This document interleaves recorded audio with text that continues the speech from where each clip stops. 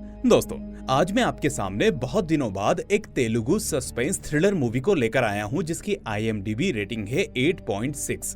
हालांकि मेरी नजर में इसकी रेटिंग थोड़ी और कम होनी चाहिए थी क्योंकि मूवी में कई फ्लॉज हैं जिनको शायद दर्शक फील नहीं करेंगे, लेकिन फिर भी मैं इसको एक्सप्लेन कर रहा हूं क्योंकि इसकी स्टोरी एकदम यूनिक है और इस मूवी की असली जान इसकी कहानी ही है। इस मूवी का नाम आप स्क्रीन पर देख सकते हैं। तो चलिए शुरू करते हैं आज की ये एक्सप्लेनेशन। तो कहानी शुरू होती है दिव्या नाम की लड़की से, जो इस वक्त अपने कमरे में चैन से सो रही होती है। तभी अचानक आधी रात को उसके होने वाले पति सूरज का कॉल आता है, जो पहले तो उससे थोड़ी देर बात करता है, लेकिन फिर उसे फौरन एक जगह पर मिलने के लिए बुलाता है। अब दिव्या उससे कहती है कि नहीं, आज नहीं, और वैसे भी हम कल सुबह मिलने वाले हैं ना, इसलिए एक दिन का वेट करो। लेकिन सूरज उसको थोड़ा फोर्स करते हुए कहता है कि कल हमारी सगाई है, फिर तो हम एक दूसरे से मिल ही लेंगे, लेकिन अभी बिना किसी परमिशन के मिलने में जो एडवेंचर और मजा है वो आज के बाद खत्म हो जाएगा और ये दिन कभी वापस नहीं आएगा। और वैसे भी मैं तुम्हें एक सरप्राइज देना चाहता हूँ, इसलिए जल्दी से उस लोकेशन पर पहुँचो जो मैं भेज रहा हूँ। पर दिव्या उससे वापस से मना करती है,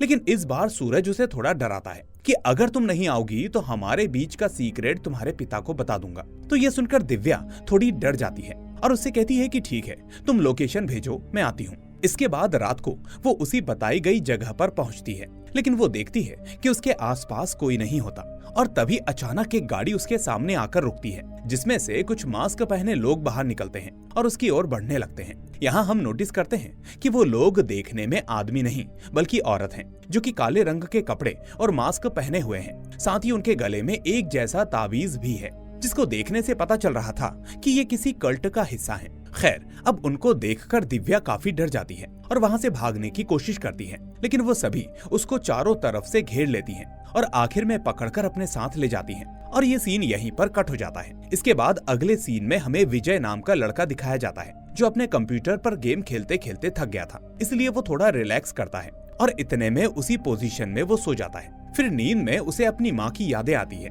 जहाँ हमें पता चलता है कि विजय की माँ असल में किडनैप हो गई थी और उसे गुम हुए आज बहुत समय बीत गया है। हालांकि इस बीच विजय और उसके पिता ने उसकी माँ को ढूंढने की बहुत कोशिश की, लेकिन वो उन्हें कहीं नहीं मिली। इवन पुलिस भी उन्हें नहीं ढूंढ पाई। खैर, अब रात को हम देखते हैं कि अपनी माँ की याद में खोए हुए वो डिप्रेस्ड फील करने लगता है, इसलिए परेशान होकर अपने दोस्तों से मिलने चला जाता है। इस बीच उसके पिता उसे जाते हुए देख लेते हैं, लेकिन उससे कुछ कहते नहीं क्योंकि उन्हें पता था कि वो कहाँ जा रहा होगा। अब यहाँ पर दोस्तों के साथ शराब पीते हुए विजय वापस से अपनी माँ की याद में उदास हो जाता है और ये सीन यहीं पर कट हो जाता है। इसके बाद सीन अगले दिन एक पुलिस स्टेशन पर शिफ्ट होता है, जहाँ एक पुलिस ऑफिसर 3 लोगों को पकड़कर थाने में बुरी तरह से पीट रहा होता है। इस पुलिस ऑफिसर का नाम होता है रविशंकर। असल में कल रात दिव्या नाम की जिस लड़की को किडनैप किया गया था, तो उसी के पिता की कंप्लेंट पर ऑफिसर रविशंकर आसपास के गुंडों को पकड़कर पूछताछ करने में लगा होता है। यहाँ हमें पता चलता है कि ये किडनैपिंग का मामला सिर्फ दिव्या तक सीमित नहीं है,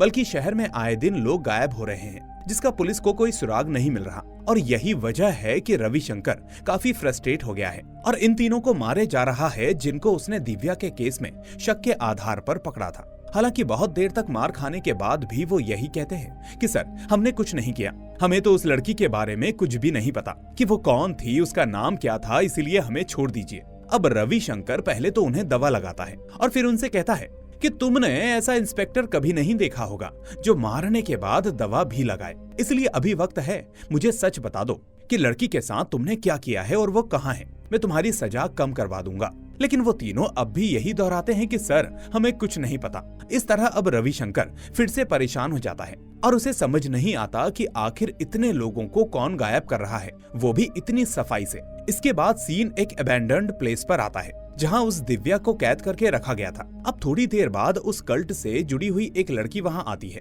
जो देखने में उनकी लीडर लग रही थी। वो दिव्या से कहती है कि अब तुम बाहर की दुनिया भूल जाओ और अब से वही करो जो हम कहें। इस बीच वो उसे धमकाती भी है कि बेवजह भागने की कोशिश मत करना, वरना मारी जाओगी। ऐसा कहकर वो लड़की दिव्या के खून का एक सैंपल लेती है और वहां से चली जाती है। लेकिन इस सब से दिव्या इतनी डर जाती है कि उसे समझ नहीं आता कि आखिर उसके साथ ये सब क्या हो रहा है, और इस तरह वो बस रोए जा रही थी। इसके बाद अगले सीन में हमें एक स्कूल को दिखाया जाता है, जहां हम स्वामी नाम के एक साइंस टीचर को देखते हैं। अब स्वामी अपनी क्लास में बच्चों को पढ़ा रहा होता है, जहां वो उनसे कहता है कि अगर एक इंसान अपने दिमाग से रोबोट बना सकता है तो उसी के दिमाग को कंट्रोल करके इंसान को भी रोबोट बनाया जा सकता है। इस पर कुछ स्टूडेंट्स पूछते हैं कि सर ये कैसे पॉसिबल है, क्योंकि इसके लिए तो इंसानी दिमाग को कंट्रोल करना पड़ेगा, तो आखिर दिमाग कैसे कंट्रोल करें? तो स्वामी जवाब देता है कि ये चीज न्यूरो साइंस से पॉसिबल हो सकती है, हालांकि इस पर अभी रिसर्च चल रही है, इसलिए इसके बारे में अगली क्लास में और बताऊंगा। फिर सीन विजय के घर पर शिफ्ट होता है, जो जल्दबाजी में सुबह सुबह अपने पिता के पास आकर पूछता है कि पापा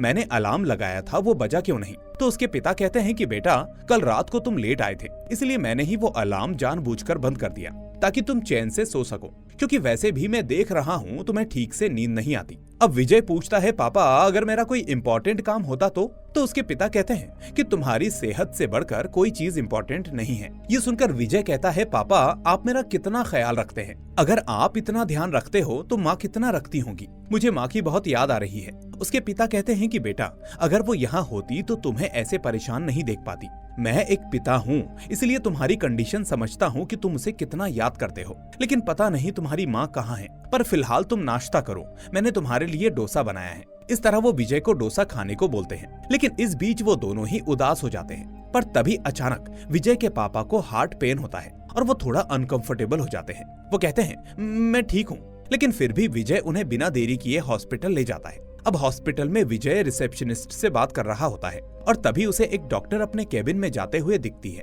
विजय उसे पहली नजर में ही पसंद करने लगता है और उस रिसेप्शनिस्ट से पूछता है कि ये डॉक्टर कौन है और किस चीज का इलाज करती हैं। तो रिसेप्शनिस्ट उससे कहती है कि सर ये हमारी मालविका मैडम है और ये एक साइकेट्रिस्ट डॉक्टर है। अब विजय को मालविका पहली नजर में ही पसंद आ जाती है, इसलिए वो अपने पिता से कहता है कि पापा आप सही कहते हो, मैं कुछ ज्यादा ही टेंशन लेता हूँ, आप मुझे हमेशा साइकेट्रिस्ट से मिलने की सलाह देते हैं, तो चलिए आज मिलते हैं। मैंने अभी एक साइकेट्रिस्ट के बारे में पता किया है जो इसी हॉस्पिटल में काम करती हैं। तो पहले विजय अपने पिता को दिखाता है और उसके बाद ये दोनों डॉक्टर मालविका के पास जाते हैं। अब मालविका विजय के पिता से पूछती है बताइए आपको क्या दिक्कत है? तो विजय एकदम से कहता है कि असल में दिक्कत इन्हें नहीं मुझे है। इतने में उसके पिता कहते हैं कि मैडम मेरा बेटा सोते सोते जाग जाता है और आधी रात को दोस्तों से मिलने जाता है, पास्ट में कुछ ऐसा हुआ है जिसकी वजह से ये ठीक से सो नहीं पाता, ऊपर से मेरी बात भी नहीं सुनता। ये सुनकर मालविका कहती है ठीक है आप बाहर वेट कीजिए, मैं विजय से अकेले में बात करूंगी। इस तरह विजय के पिता अब बाहर चले जाते हैं। फिर मालविका विजय से कहती है कि पहले मैं आपके ब्रेन की कंडीशन को समझना चाहूंगी कि वो कितना एक्टिव है, इसलिए आप अपनी आंखें बंद करो और अंदर आते वक्त आपने इस टेबल पर क्या क्या देखा वो याद करके मुझे बताओ। अब विजय उसको कुछ चीजें बताता है और फिर आखिर में कहता है कि मेरे सामने पिंक ड्रेस में एक खूबसूरत लड़की भी बैठी है जो एक डॉक्टर है। ये सुनकर मालविका थोड़ा ब्लश करने लगती है और फिर उसे कुछ एक्सरसाइज सजेस्ट करती है। इन्हीं बातों के दौरान विजय उसे राजा रानी की कहानी सुनाने लगता है और उसके इस सेंस ऑफ ह्यूमर से मालविका काफी इम्प्रेस हो जाती है। इसलिए विजय के जाते वक्त वो उससे कहती है कि आपको ट्रीटमेंट के लिए रोज मेरे पास आना होगा जब तक मैं मना न करूं। तो ये सुनकर विजय और खुश हो जाता है और हाँ कहकर वहाँ से चला जाता है। इसके बाद हम देखते हैं कि रात को मालविका अपने घर लौटती है और यहाँ हमें पता चलता है कि मालविका असल में उसी पुलिस ऑफिसर रविशंकर की इकलौती बेटी होती है। खैर अब जब मालविका उसके पास आती है तो वो अपनी सिगरेट फेंक कर उससे कहता है बेटा आ गई, सब ठीक है ना? तो मालविका कहती है कि पिताजी हम डॉक्टरों की जिंदगी आपसे ठीक है क्योंकि हमारे ऊपर मुजरिम पकड़ने का प्रेशर नहीं है। ये सुनकर रविशंकर हंसते हुए कहता है वो तो ठीक है, लेकिन बेटा अब तुम बड़ी हो गई हो तो शादी का क्या ख्याल है?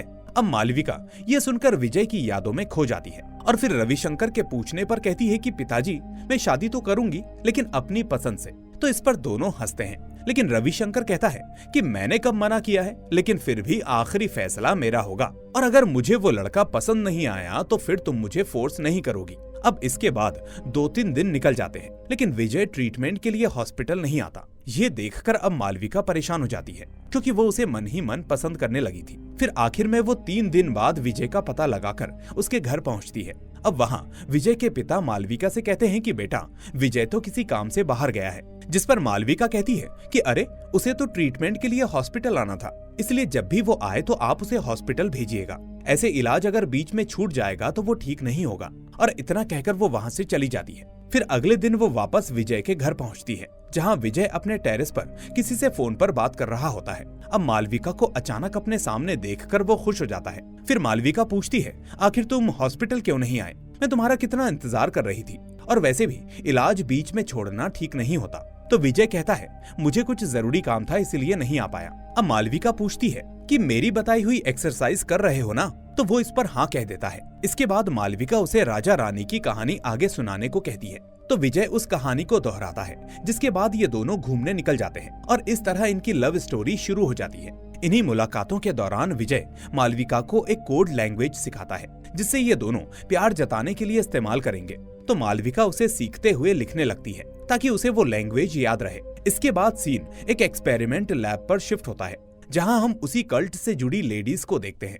अब देखकर पता चलता है कि वहां कुछ लोगों को उनके दिमाग को कंट्रोल करके उन्हें किसी काम को करने के लिए प्रोग्राम किया जा रहा था, ठीक वैसे ही जैसे उस टीचर ने अपने स्टूडेंट्स को बताया था। अब अगले सीन में पुलिस ऑफिसर रविशंकर को एक और लड़की के लापता होने की खबर मिलती है, जिसके बाद वो फौरन मौके पर पहुंचता है और वहां पर सिर्फ लड़की की स्कूटी खड़ी मिलती है। अब इन्वेस्टिगेशन करने पर उसे कुछ खास नहीं मिलता, लेकिन तभी स्कूटी की सीट पर उसे एक कोड लिखा हुआ मिलता है। इस तरह अब वो अपने दूसरे ऑफिसर को उस कोड की फोटो लेने को बोलता है ताकि उस पर जांच हो सके। इस बीच एक कांस्टेबल को बार बार किसी डॉक्टर का फोन आता रहता है, जिस वजह से रविशंकर इरिटेट होने लगता है।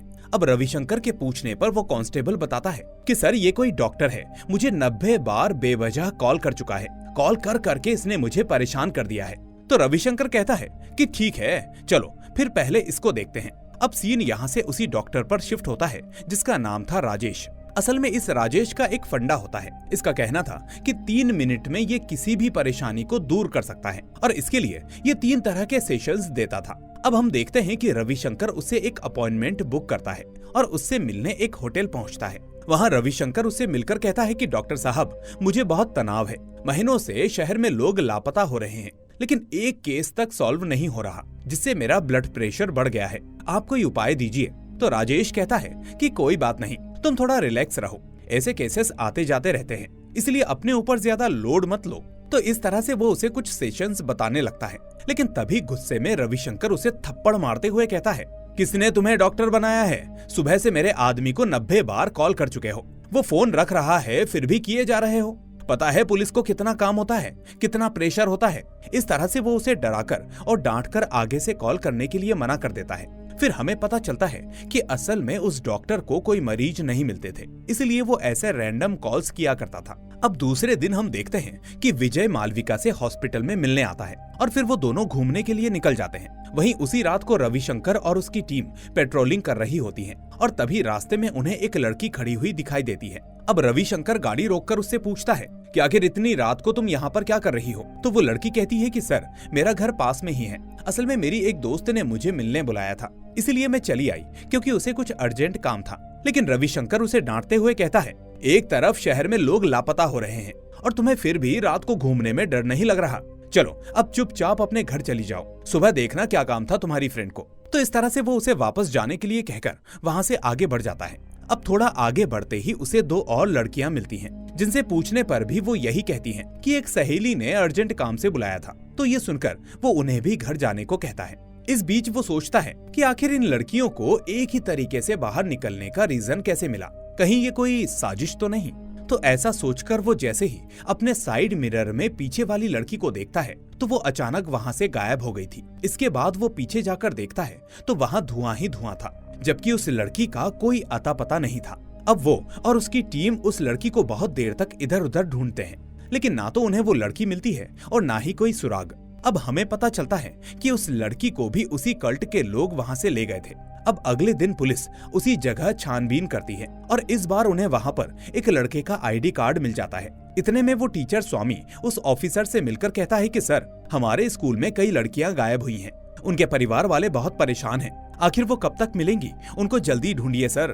तो रविशंकर कहता है कि आप फिक्र मत करो, हम उन्हें ढूंढ रहे हैं और वो शख्स जल्द ही पकड़ा जाएगा जो भी इसके पीछे है। इसके बाद हम देखते हैं कि रात को विजय और मालविका डिनर के लिए एक रेस्टोरेंट में आते हैं। अब विजय वहाँ पर उससे कहता है कि जल्द ही मेरी जॉब लग जाएगी और फिर हम दोनों घर में बताकर शादी कर लेंगे। तो मालविका कहती है, हाँ, मुझे भी इस शादी के लिए अपने पापा से परमिशन चाहिए होगी और वो तभी पॉसिबल है जब तुम स्टेबल जॉब ढूंढ लो। अब इसी बीच उनकी बातचीत के दौरान अचानक उस कल्ट के लोग उन पर हमला कर देते हैं और उन्हें पकड़ने की कोशिश करते हैं। ये देखकर विजय और मालविका तो समझ ही नहीं पाते कि आखिर ये सब हो क्या रहा है।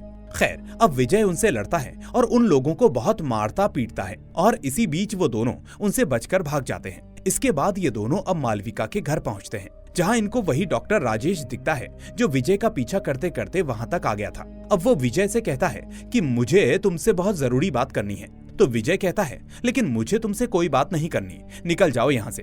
तो इस तरह विजय के डांटने पर राजेश वहाँ से जाने लगता है, पर तभी रविशंकर अपने घर पहुँच जाता है। अब राजेश उसको देखकर चौंक जाता है और पूछता है कि तुम यहाँ कैसे?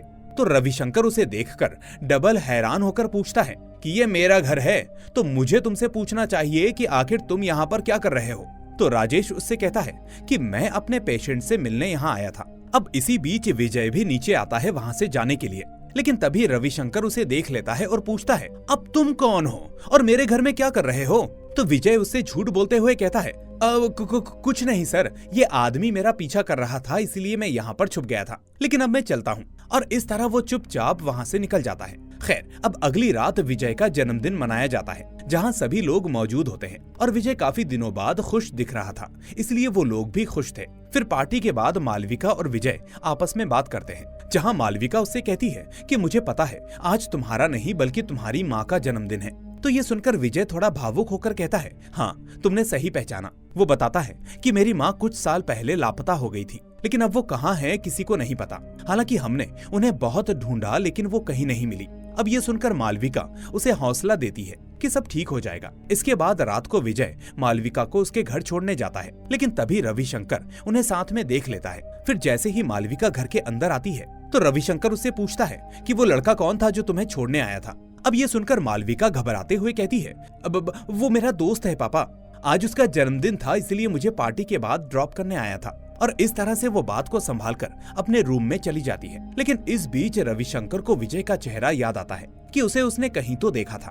तभी उसे याद आता है कि उसे तो उसने अपने ही घर में देखा था, जब वो डॉक्टर उसे अपना मरीज बता रहा था। अब रविशंकर सोचता है कि आखिर इतना बड़ा इत्तेफाक कैसे हो सकता है कि जो लड़का उस दिन मेरे घर से निकला, जिसे मैं जानता तक नहीं, वही मेरी बेटी को ड्रॉप करने यहाँ आया है। इसलिए वो अगली सुबह मालविका के फोन पर विजय के मैसेजेस चेक करता है, जिसमें उसे विजय के उसी कोड लैंग्वेज के मैसेज आए होते हैं। अब रविशंकर उन मैसेजेस को देख लेता है और तभी उसे याद आता है कि ये कोड तो उस स्कूटी पर भी था जो उसने एक लड़की के गायब होने के बाद जब्त की थी। इसके बाद परेशान होकर वो पुलिस स्टेशन जाता है और एक बार फिर से कंफर्म करने के लिए उस कोड को स्कूटी वाले कोड से मैच करवाता है। फिर कंफर्म होने के बाद विजय पर उसका शक और गहरा जाता है। इसलिए अब रविशंकर सोचता है कि शायद शहर में लापता लोगों के पीछे यही लड़का होगा। इसलिए अब वो विजय को पकड़ने उसके घर जाता है, लेकिन वहाँ पर सिर्फ उसे उसके पिता मिलते हैं। इसके बाद पुलिस उसके घर की तलाशी लेती है, जहाँ उन्हें विजय के कुछ नोट्स मिलते हैं, जिसमें वही भाषा लिखी थी जो उन्होंने अभी तक देखी थी।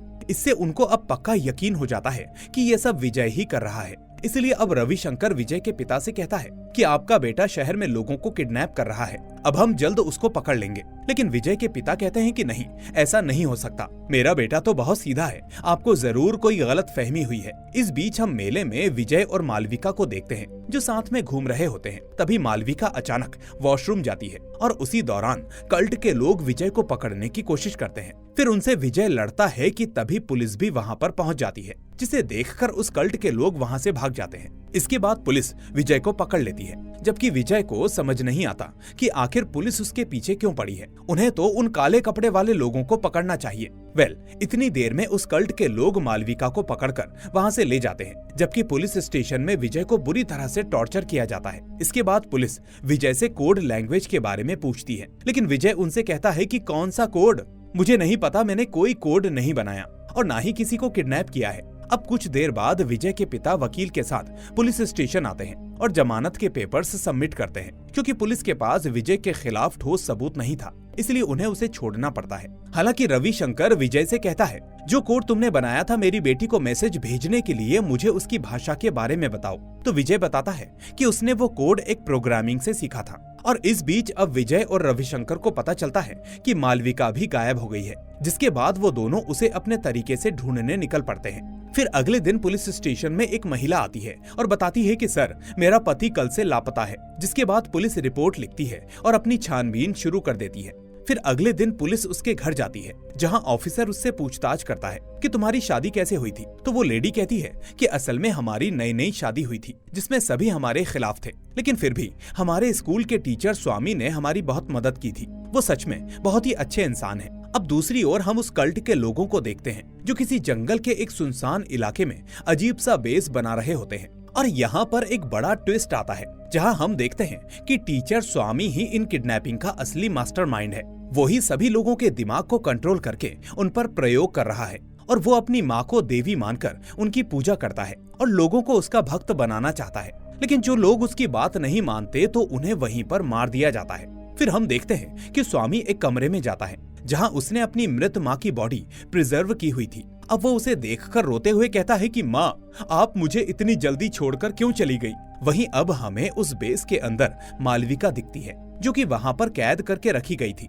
यहाँ एक लड़की उसे बहुत मारती और पीटती है और उस कोड लैंग्वेज के बारे में पूछती है कि आखिर तुम्हें ये कोड कैसे पता। तो मालविका कहती है कि कौन सा कोड, वो तो मेरे बॉयफ्रेंड ने सिखाया था। तो वो लड़की पूछती है, मुझे बताओ कि वो लड़का कहाँ रहता है। लेकिन मालविका कहती है, मुझे नहीं पता, और पता होता तो भी नहीं बताती। इस पर वो लड़की कहती है कि कोई बात नहीं, नहीं बताओगी तो क्या हुआ, हम खुद उस लड़के को पकड़ लेंगे। और ऐसा कहकर वो वहाँ से चली जाती है। इस बीच मालविका विजय को याद करने लगती है और दीवार पर उसका स्केच बनाने लगती है। साथ ही वो उस कोड को लिखने लगती है जो विजय उसे भेजा करता था। लेकिन तभी वहाँ पर मेघा नाम की एक लेडी आती है, जो उस स्केच को देखकर विजय को पहचान लेती है और मालविका से बात करते हुए पूछती है कि आखिर तुम इसे कैसे जानती हो, कौन है ये। फिर मालविका के बताने के बाद मेघा कहती है कि ये मेरा बेटा विजय है। और दोस्तों, अब हमें पता चलता है कि विजय की माँ को असल में इस स्वामी ने साइंटिस्ट होने के कारण यहाँ पर किडनैप करके रखा हुआ है। अब मालविका मेघा से कहती है कि आपका पति और बेटा एकदम ठीक है और वो आपको बहुत याद करते हैं। तो ये सुनकर मेघा बहुत भावुक हो जाती है और उससे कहती है कि हमें यहाँ से निकलने का कोई रास्ता ढूंढना होगा। लेकिन मालविका कहती है कि नहीं, हमें यहीं रुकना होगा, क्योंकि मुझे यकीन है कि विजय मुझे छुड़ाने जरूर आएगा। उधर हम देखते हैं कि उस कल्ट के लोग विजय को पकड़कर वहीं ले आते हैं। हालांकि विजय उनकी बात नहीं मानता और उनसे लड़ने लगता है। लेकिन तभी वो लड़की पीछे से उसके सिर पर वार कर देती है, जिससे वो बेहोश हो जाता है। इसी बीच हम नोटिस करते हैं कि दूर खड़ी मेघा ये सब देख लेती है। फिर कुछ देर के बाद हमें टीचर स्वामी दिखाया जाता है, जो मेघा से मिलने उसकी लैब में आता है। अब वो मेघा से कहता है कि उस लड़की के दिमाग में भी माँ की भक्ति का प्रोग्राम फिट करो। लेकिन मेघा इस बार ऐसा करने से इनकार करने लगती है। लेकिन फिर भी मजबूरी में उसे ऐसा करना पड़ता है, क्योंकि स्वामी बार बार उसे हैरास करने की कोशिश करता है। असल में उस कल्ट के लोगों ने एक मशीन और प्रोग्राम बनाया था, जिससे किसी के दिमाग को कंट्रोल करके कुछ भी करवाया जा सकता था। और इस सब में सबसे बड़ी भूमिका मेघा की थी, और उसे उसकी फैमिली को बचाने के लिए ये सब करना पड़ रहा था, वरना स्वामी उसकी फैमिली को मार देता। अब स्वामी उसे वापस से धमकाता है कि तुम अपना काम ठीक से करो, वरना शादी के बाद जैसा होता है मैं वैसा ही करूंगा। आखिर तुम मेरा प्यार हो, पता है ना। तो इस तरह से अब मेघा उस लड़की के दिमाग में एक प्रोग्राम डाल देती है, जिसके बाद वो लड़की उस कल्ट का हिस्सा बन जाती है। इधर हम देखते हैं कि विजय उस सेल से भाग जाता है, जबकि कल्ट के लोग उसे पकड़ने की कोशिश करते हैं, लेकिन फिर भी वो उनसे बच निकलता है। अब इसी बीच उसे एक सेल में मालविका दिखती है, जिसके बाद वो उससे मिलकर दिलासा देता है कि हम यहाँ से जल्दी ही निकल जाएंगे। असल में इस वक्त विजय ने उसी कल्ट के लोगों की ड्रेस पहनी हुई थी, जिस वजह से उसे कोई पहचान नहीं पा रहा था। अब मालविका उसे बताती है कि तुम्हारी माँ भी यहीं पर कैद है, हमें उन्हें भी यहाँ से निकालना होगा। तो ये सुनकर विजय खुश होकर कहता है कि ठीक है, अब हम सब साथ में निकलेंगे। इसके बाद वो अपनी माँ को ढूंढने निकलता है, लेकिन इस बीच स्वामी को पता चल जाता है कि विजय उसकी पकड़ से भाग गया है। तो अब वो अपने लोगों को उसे पकड़ने भेजता है, लेकिन काफी देर होने पर भी उसे विजय नहीं मिलता। फिर स्वामी आखिर में मालविका के पास जाता है और उससे पूछता है कि बताओ विजय कहाँ है। तो मालविका कहती है, मुझे नहीं पता, तुम लोग उसे पकड़ कर लाए थे, ये मुझे तुमसे ही पता चल रहा है। अब स्वामी उससे कहता है कि मैं तुम्हारे बॉयफ्रेंड को अपनी माँ का भक्त बनवाऊंगा। तो मालविका कहती है कि माँ तो सबकी महान होती है, लेकिन किसी की मर्जी के खिलाफ उसे गुलाम नहीं बनाया जा सकता। तो ये सुनकर स्वामी इमोशनल हो जाता है और उसे अपनी कहानी सुनाने लगता है। फिर फ्लैशबैक में हम देखते हैं कि कविता नाम की एक प्रेग्नेंट लेडी किसी डॉक्टर के पास चेकअप के लिए आती है। अब वो डॉक्टर उससे कहता है कि तुम्हें एक रेयर बीमारी है, इसलिए जैसे ही तुम अपने बच्चे को जन्म दोगी वैसे ही तुम्हारी आंखों की रोशनी चली जाएगी। तो ये सुनकर कविता कहती है कि डॉक्टर साहब, मुझे अपनी परवाह नहीं है, मैं तो बस माँ बनना चाहती हूँ। इसके बाद वो अपनी आंखों पर पट्टी बांधकर डिलीवरी से पहले ही बच्चे को संभालना सीखती है और फिर जब वो अपने बेटे को जन्म देती है तो जैसा डॉक्टर ने कहा था वैसा ही होता है। हम देखते हैं कि उसकी आंखों की रोशनी चली जाती है। लेकिन कविता ने अब तक इतना सब कुछ सीख लिया था कि वो अपनी मेहनत से स्वामी को बड़ा करती है और उसे अच्छी शिक्षा देती है। फिर एक दिन स्वामी कविता से अपने पिता के बारे में पूछता है तो कविता बताती है कि बेटा, तुम्हारे पिता एक आर्मी ऑफिसर थे जो आतंकवादियों से हुई लड़ाई में शहीद हो गए।